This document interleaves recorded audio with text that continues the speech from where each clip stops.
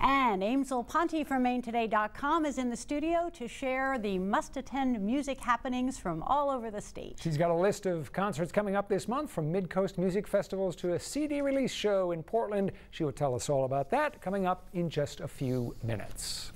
But first, the Tony nominations came out today, recognizing the best work on Broadway.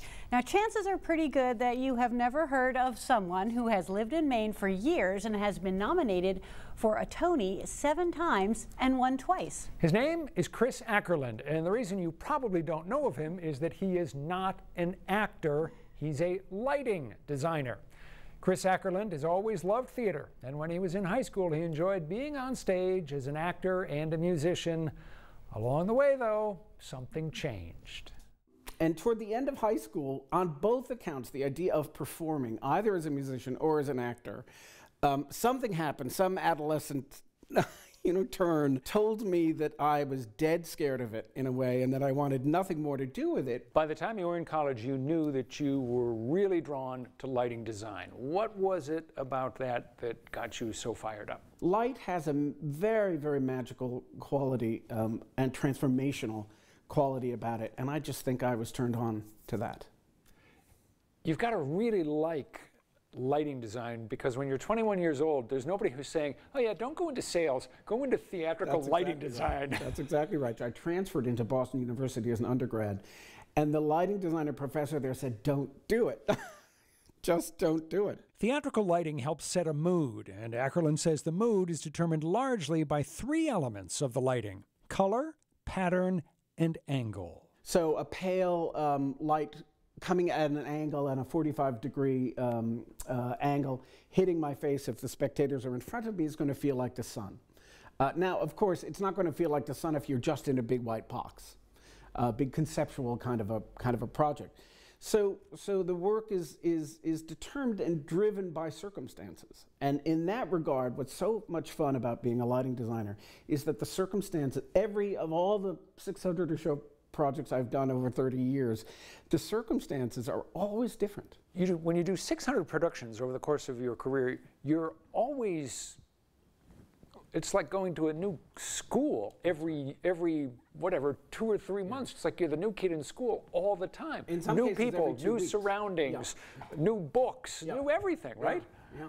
What's that like? Well, I love it. Constant bombardment of new ideas, new connections, new collaborations, and there's a lot of new in it. The highest honor in American theater is winning a Tony Award. You've been nominated 7 times. That's correct. You have won Tonys twice. That's right. Wow, this is terrific.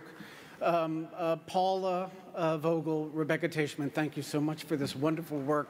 This work that soars. What have all of those experiences been Rebecca, like? your work is Well, I'm very hard to pack into a tuxedo, and the really wonderful thing is to be able to bring my friends as companions, and I brought my 17-year-old niece as well once, and she had a fabulous time. You've done an extraordinary range, everything from small little plays and small theaters to the huge stuff, the ambitious projects on Broadway, the musicals like Rocky and Waitress and so forth. Do you feel the pressure when you're working on a big project on Broadway? Absolutely. Yeah, the bean counters are there, and they should be there, because Broadway is, from a producing standpoint, most projects fail. They don't make their money back. Sometimes I'll do a Broadway show and it'll be completely stress-free. Sometimes I'll do a little teeny tiny sort of wonderful play, and there will be other oddball stresses. So again, there's no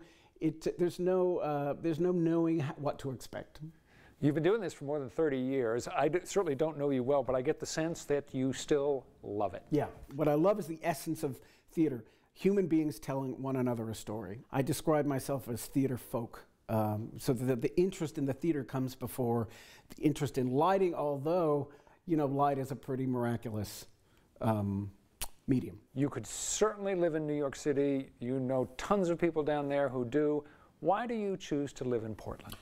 Portland is a magnificent respite for me. I get my fill of big cities. I'm in New York at least 3 to 4 months a year. I do projects all around the United States. I have a project coming up in Scotland in the fall, and now I come and go. I do very little work here.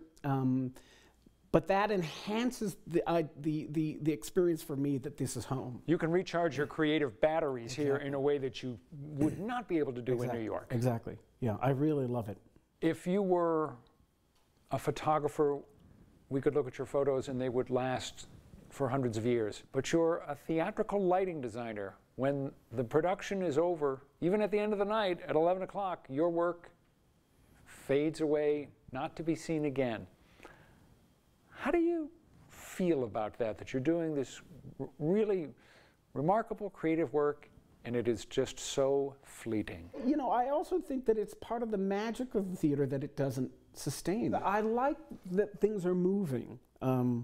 I've often thought of myself as some sort of odd species of human who's much like a shark. I like to keep moving. But it's that something about the absence of having something that's still there that I have made enhances the idea that the new projects become that much more important.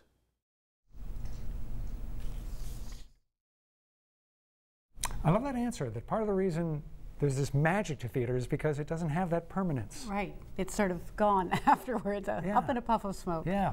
We should mention cool guy. that Chris Akerlind worked at Portland Stage Company for 3 years. He was the co-artistic director, so he's got those roots in the community. Yeah. And he also said something interesting about how he thought he maybe would be interested in becoming a set designer, but he doesn't draw well enough. And you have to be able to draw well to be a set designer. He says with lighting, you have to be able to talk well about light, and that he could do. Oh, it's amazing. What a great interview. We noted at the beginning of this story that the nominations for the Tony Awards came out today. Among the nominees were 3 people with Maine connections.